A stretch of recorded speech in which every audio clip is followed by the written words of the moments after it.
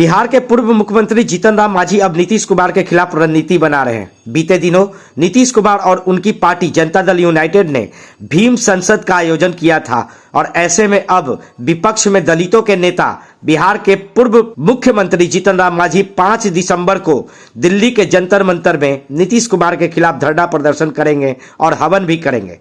वहीं दूसरी ओर मुख्यमंत्री नीतीश कुमार के भीम संसद, जिसमें दलितों का एक महासम्मेलन बुलाया गया था, अब उसको टक्कर देने के लिए जीतन राम मांझी भी 24 दिसंबर को पटना के मिलर ग्राउंड में दलितों का महासम्मेलन बुला रहे हैं, जिसमें नीतीश कुमार के दलित विरोधी चेहरे को उजागर किया जाएगा।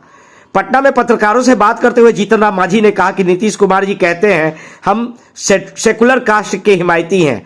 उन्होंने भीम संसद का आयोजन किया भी था, लेकिन नीतीश कुमार शेड्यूलर कास्ट के कभी हिमायती नहीं रहे हैं। जीतन राम मांझी ने नीतीश कुमार पर कड़ा प्रहार करते हुए नीतीश कुमार पर निशाना साधा। देखिए हमारी यह रिपोर्ट। सर्वेक्षण वैसा ही होगा जैसे जाति आधारित गणना हुई।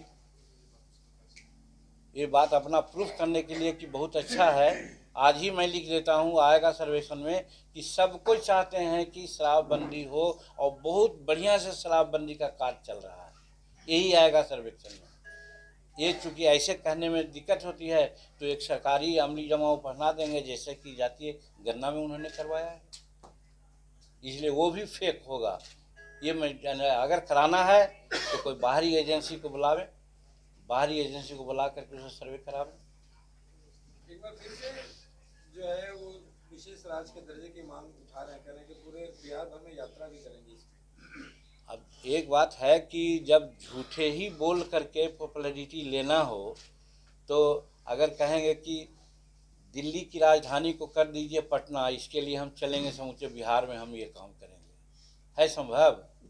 तो उसी प्रकार से जब नीति आयोग ने भी कह दिया, 14th फाइनेंस कमिश्नर ने भी कह दिया, रघुराज राम कमीशन ने भी कह दिया कि विशेष राज्य के दर्जा का कोई कंसेप्ट नहीं है, इसको नहीं देना चाहिए हेंसफोर्थ, तब फिर काहे कोई माथा दुनिया को बुर्बक बना रहे हैं? ये तो जनता को, हम लोग को बुर्बक बना जा रहे हैं। एक कह रहे हैं कि सेंटर को पैसा, सेंटर तो पैसा दे रही है, उसका उपयोगिता कर रहे हैं, उपयोगिता तो यही कर रहे हैं कि साहब नया म्यूजियम से पुराना म्यूजियम में अंडर पास बना रहे हैं 5,000 करोड़ का, क्या ज़रूरत है उसकी? और यहाँ बूढ़ा लोग मर रहा है इजाला में, उसको पेंशन मिलना चाहिए था 1,000, 1,200, 1,500, दूसरे जगह लोग दे रहा है, अभी दे रहे हैं 200, 400। ये काम करना चाहिए तो कर रहे हैं, अंडरग्राउंड पास बना रहे हैं।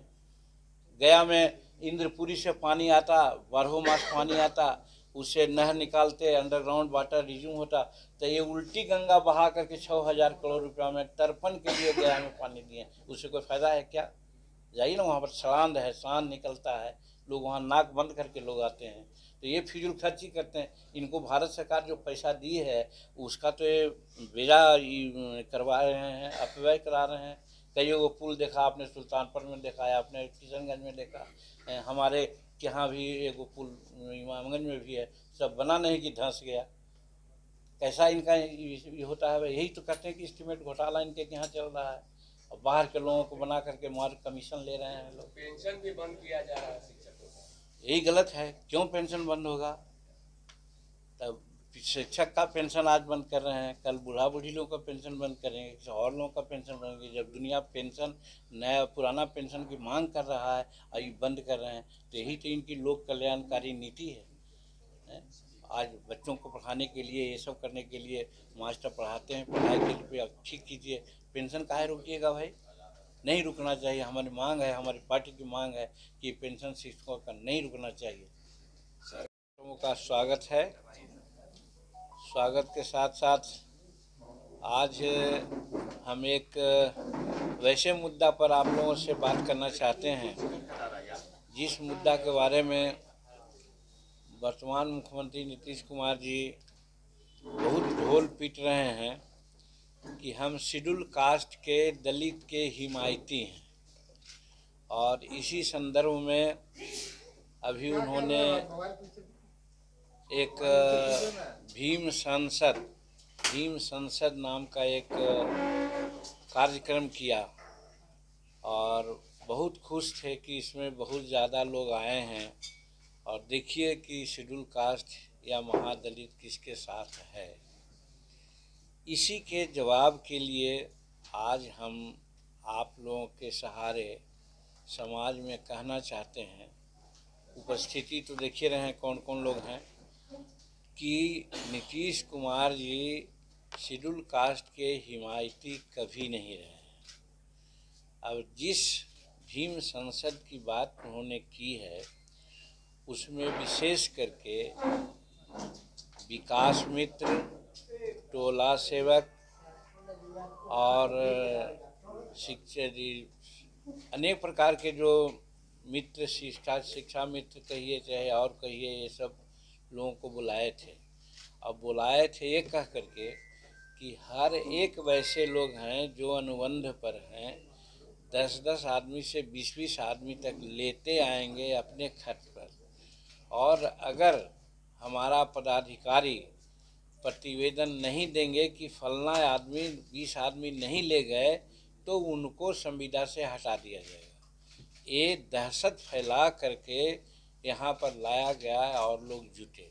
कितना जुटे होंगे सब आप लोग जानते हैं। तो कहने का मतलब भीम संसद का ये मकसद कभी नहीं है कि हम शेड्यूल कास्ट को दहशत में रखें, दहशत में डालें। एक चीज़। दूसरी बात हम एक कहना चाहते हैं कि हमारे विकास मित्र, टोला सेवक और प्रकार के जो लोग हैं उन लोग गलतफहमी में नहीं रहें कि इन लोगों की नियुक्ति नीतीश कुमार ने की थी, इन लोगों को संविदा पर नीतीश कुमार ने रखा था।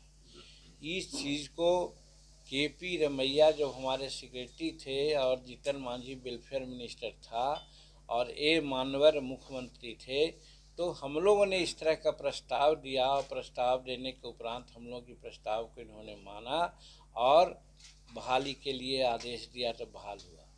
कहने का मतलब ये है कि ये विकास मित्र और टोला सेवक या मरकज़ी तालीम मरकज़ी जो है वो इन लोगों का नाम तक के नहीं जानते थे। ये सबको हम लोगों ने ईजाद किया, खास करके वो KP रमैया साहब जो IAS अफसर थे उन्होंने ईजाद किया और उसी के आधार पर हुआ। हम लोग तो यहाँ तक के किया था कि 9000 विकास मित्र को बहाल करना था, और जब मैट्रिक पास कैंडिडेट नहीं मिले और महिला को हम लोग आरक्षण दी, महिला बोल रहे हैं, हम लोगों को उस समय 50% महिला का आरक्षण दिया था विकास मित्र और टोला सेवक में। उसमें महिला को क्वालिफिकेशन हम लोग डाउन किया था कि जो महिला नाम लिखना तक जानती है उनको हम विकास मित्र में बहाल करेंगे, और 8वां पास और नाम लिखने वाली महिला भी बहाल हुई है जो आज यहाँ पर है। पहला चीज़ यही कहना चाहते हैं आप लोगों के माध्यम से कि लोग समझता है कि ये विकास मित्र और टोला सेवक और जो लोग हैं उन लोगों की बहाली इन लोगों ने की थी, उसके लिए हम लोगों ने प्रस्ताव दिया था। एक चीज़। दूसरी चीज़ कि आज जो बुलाए कह करके कि हम आप लोगों का मानदेय कर देंगे 25,000 विकास मित्र का और टोला सेवक का 22,000 कर देंगे, तो इस संबंध में हम कहना चाहते हैं आप लोगों के माध्यम से, वो पेपर में हमने फाइल में अंकित है, दिखवा सकते हैं। कुछ भी हो, राज्य का जो चुनाव का जो आएगा वो तो कहने को तो है ही है। हम दावा नहीं करते हैं कि किसकी सरकार बन रही है, किसकी न बन रही है, लेकिन राज्य के सरकारों का जो रिजल्ट है उसका रिजल्ट लोकसभा को प्रभावित नहीं करता है, इसलिए कि लोकसभा का एक दूसरा नीति और दूसरा महत्व है। देश का मामला है, ये राज्य का है, लोकल मामला है। ऐसा देखा गया है कि राज्य में हम लोग और लोग फीसदी हुए हैं और लोकसभा में 100% चुनाव जीते हैं। तो इसीलिए ये चुनाव का कोई असर नहीं पड़ेगा, क्योंकि नरेंद्र भाई मोदी जी का अभी हिंदुस्तान में कोई विकल्प नहीं है।